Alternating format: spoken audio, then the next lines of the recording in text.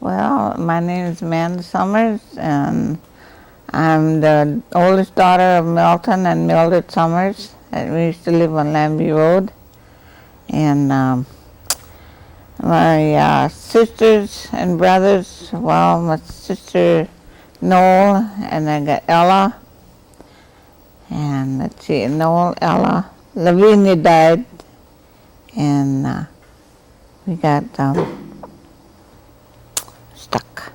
Oh, Arvella, Rita, and I got Tony is my brother, Phil is my brother, and Lawrence my brother.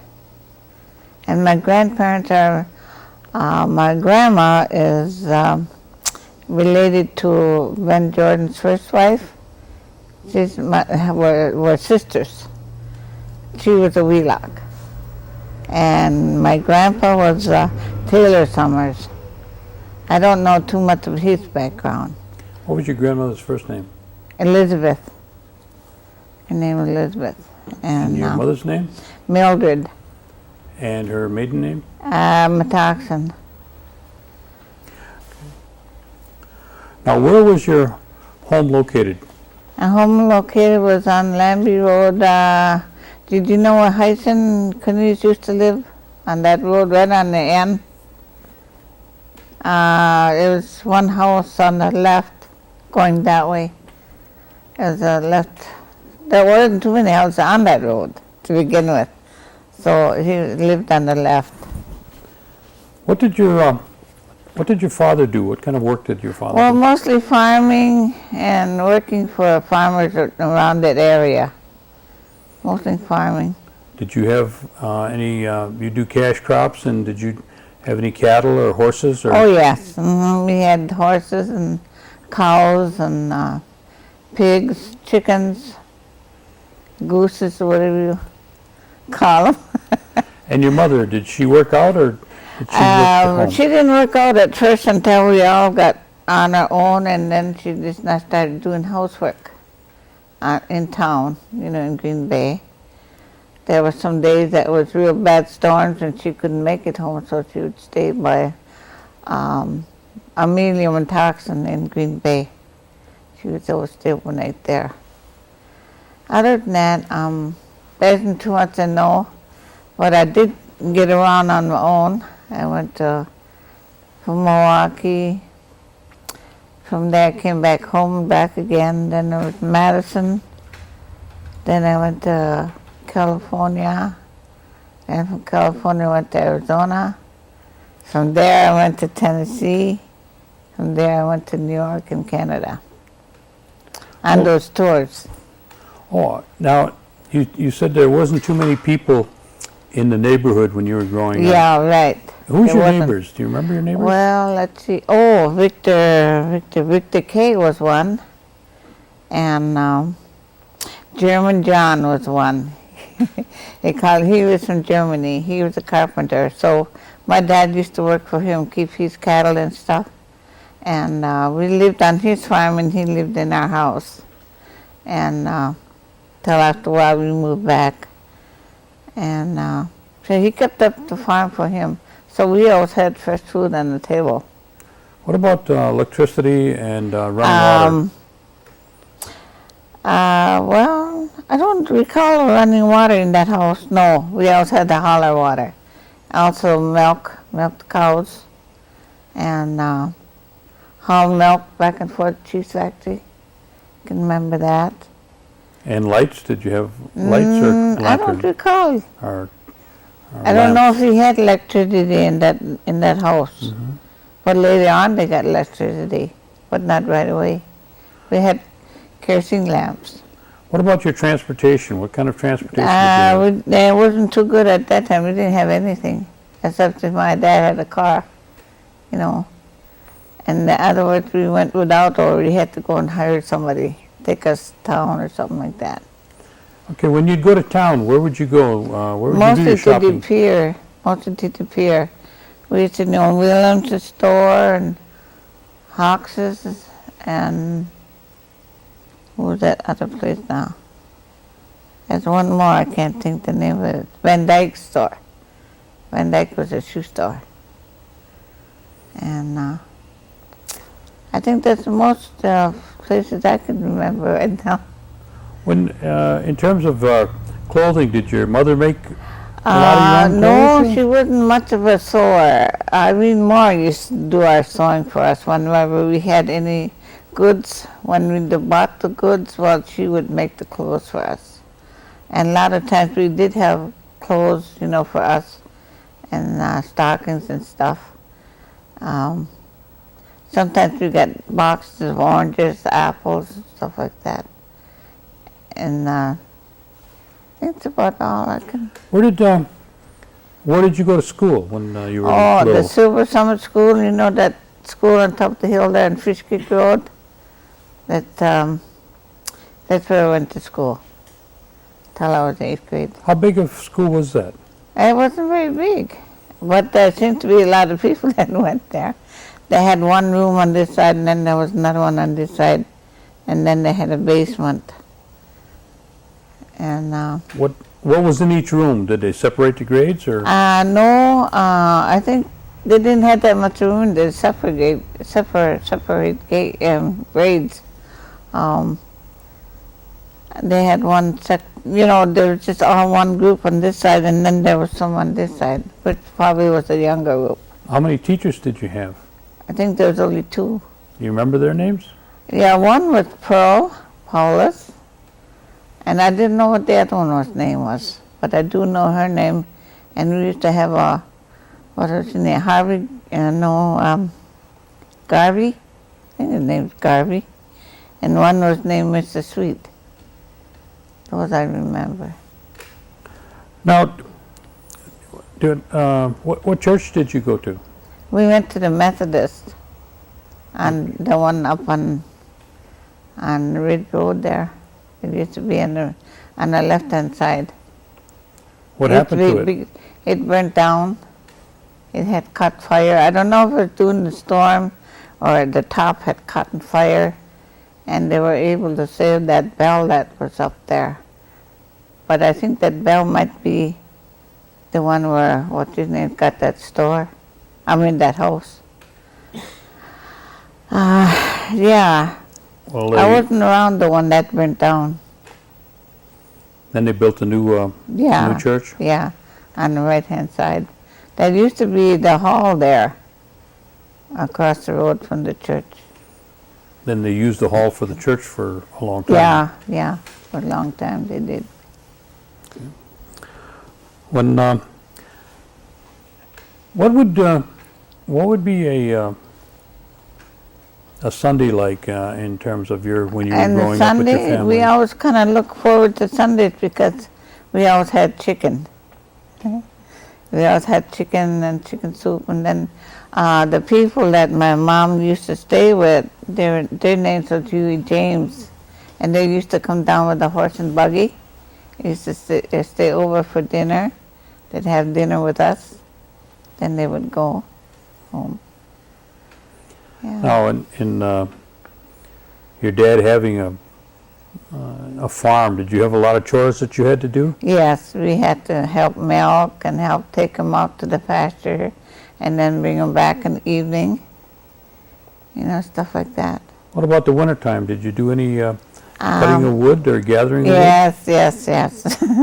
We used to cut wood just like the men do, and we used to haul it in the house, and sometimes we put it in the stove, start fire in the morning. And we did a lot of that stuff. We used to haul water from the neighbors to the house before we had a pump of our own. What about the vegetables? Did you do a lot of canning or drying? Or? Well, no, not so much of that. My mom wasn't much of a canner. But she did have help with some of it. But as a rule, we always had fresh vegetables too on the table. What about any crafts or anything? Did you work with your family in terms of maybe like basket making or weaving or? No, there was none of that. We're all more busy having chores outside and stuff like that. Or the only basket maker in Dad's family was Mamie Ryan. She made the baskets. But that's not too long ago. What was Mamie's relation to your dad? There was a sister and brother. Yeah. Tell me what a Christmas would be like in your family. When Christmas would be like when we were young. Well, my dad would get us all dressed. Well, they'd get us dressed up to go. We walked all the way to church. And it was always a big chore for us to do because we liked Christmas at that time of the year. They had a great big Christmas tree in that church, and it was really huge. And we also used to give gifts and candy and stuff like that. And sometimes we got a ride back with Sim Moore, used to be our neighbor, and he used to give us a ride in his gravel truck. Did you have a Christmas tree? Yeah, we did, because every time we went to church and when we come back, it was all trimmed up with gifts under it, you know. So we always looked forward to Christmas time. Who would do the trimming then? Would that be your mother? My mom would stay home and the rest of us would go to church. Except maybe the baby or someone like that was smaller, would stay home and do the tree. And all the decorations on the tree, would those be handmade or? No, they'd be bought from years ago. Like they had a bell that I can remember. It was red, white, and blue. And I remembered it because I still had it to this day. But I gave it to my daughter, but I don't know what she done with it. But I think she probably still has it. That bell is as old as I am. What about Hoyan? Did you ever go Hoyaning? Yeah, we went Hoyaning. We used to go, not that often though, but mostly around the neighborhood, you know. We used to go have donuts and popcorn balls and apples and oranges and stuff like that. What did your parents tell you Hoyan meant? Well, I'm not sure. I'm not really sure what Hoyan meant, but we used to go. I'm not sure what it meant. Okay. Did your parents speak the Oneida language? No, not to us they didn't. But that's why I never learned, because they never taught us. And I think it's because when they went to school, they got punished for speaking their language. They weren't allowed that in school. So I suppose when we grew up as children, they didn't teach us that, thinking we'd get the same punishment. Now, do you know where they went to school, your mother and dad? Oh gosh, let me think. Government school somewhere, but I'm not sure where it's at. But I know they went off to school somewhere. Now, your mother and dad were both born here in Oneida, Wisconsin. Yeah. Mm-hmm. Do you remember if your grandparents were born here? My grandparents? No, I'm not sure. They probably were. I mean, you know, 'cause they were here, you know, before I was. So they probably was. Now, you said that you went to, is it Elm Hill or? Silver Summit. Silver Summit. Yeah. Okay. When you finished Silver Summit, did you go to work or did you go on to school? I went to work. I went to work here and there. Mostly in the hospital. I got a job in the hospital there, and that was about when I was 16. Where was that at in the hospital? At Bellin Hospital. On Green Bay? Yeah, and then St. Mary's was one, and then St. Vincent's was one, where I worked at. And where did you go after you worked at Bellin? I think I went to Madison. Worked down there. Same kind of hospital, St. Mary's Hospital down there. I stayed there for a while. Then I moved to Milwaukee. Stayed there about 4.5 years working in the nursing home down there. And also I worked at the hotel down there. That's the Plankington it used to be at one time, but now it's tore down. And is that where you resided until you moved back to Oneida? Yeah. When did you come back to Oneida? When did I come back? Oh gosh, you're putting me in a pickle. Because I don't remember. Well, was it a couple years ago or quite a while? It's quite a while. Quite a while? Yeah. Because I started the nursing home up here at Oneida in 1970. 1978 or 76.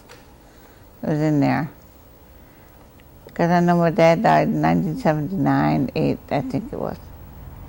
And I stayed there 4.5 years. At the Oneida Nursing Home.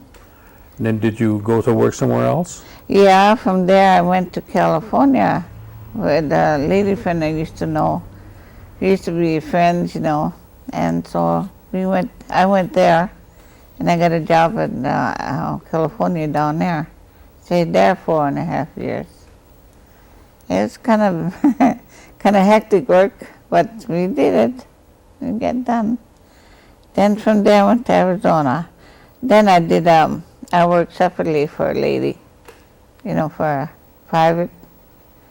And that's the last job I had because my leg gave out on me. Something happened to my leg. I couldn't get out of bed. It was real bad. I was supposed to have an appointment that day. So my sister picked me up and took me to the hospital. They took x-rays, but they didn't tell me nothing about the x-rays. Anyway, later I got sick. I had blood poison running up here and here. They took me to the hospital. I was there for 2 or 3 weeks, come home, and then from there they decided I should come back out here. I'd probably get better care out here because the Indians out there were like, they treated you like, just because you were another type, you weren't their kind, so even though we were all Indians, but they were just like, so it was just like talking to a wall if I wanted to say something. So I didn't appreciate that hospital too well, but I got over what I had, you know. I was glad to get back out here because I had a very good doctor out here. Good. Took care of me all the way through. Now, what are you presently working in? Well, right now I'm a foster grandparent to Great Lakes. Tell me what you do there. What do we do? Well, we trace things for the children, and we cut out sometimes if they're too small, then we cut them out for the kids. And we even have the big ones to cut out. And all the small work is to us because, you know, I could do a better job of it than they could. So anyway, we do that for them. Kids sometimes, they're quite... Well, while you're traveling and places you've been, when you returned, you must have seen a lot of changes. Oh yeah, I did because... Tell me some of the changes you might have seen. Well, I've seen a lot of... Well, I knew some of the changes were already when I left, the housing areas and stuff. But there was also a lot of other changes when I got back because I had never seen before, like the post office, library, and some of the offices that they got now. It really has increased a lot more than what I've seen it, because a lot of land going to 54 that was all empty. Now it's coming this way towards Oneida. So I think the whole thing is going to be filled one day all the way up to Seymour. There's a lot of growth that went on up towards Freedom too, isn't there? Yeah. I don't know, that seems to be kind of different area. I'm not used to going to that area up there. Although we used to go to banquets and stuff, to the Dodo Club and all that. Oh, you belong to the Dodo Club? Mm-hmm. What is that all about? Well, that's more about how and get together with people. You know, they sing songs, they have music there, and they have 50-50 door prizes, and we donate $2 each time we go, and then we pay $3 for our meals, which isn't bad. We have good meals. How often does that happen? Do you meet? Once a month. Once a month. Every second Saturday of each month. Were you ever interested in musical instruments? Well, when I was younger, my dad used to take us to guitar lessons in Seymour, but I never did learn. I never did learn anything from that.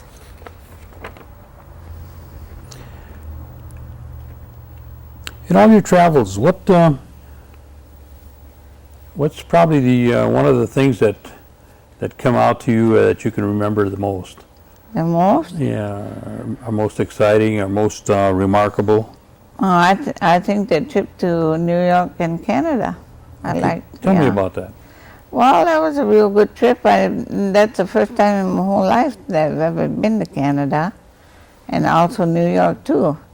I've always wondered about these places, well, how did people get there? But I went on the tours with, when they did go, and so I enjoyed it. I really liked it. I wouldn't mind going back again for another visit. Now again, thinking back and seeing all the different changes and what's happening now, what kind of advice would you give to the future generations coming behind us? Well, I don't know. There's so many changes. What the kids are doing nowadays, I never even heard of such a thing. With all this dope and everything. I never heard of it till I got out here. And I didn't think there could be such a thing as all of that. But it's here.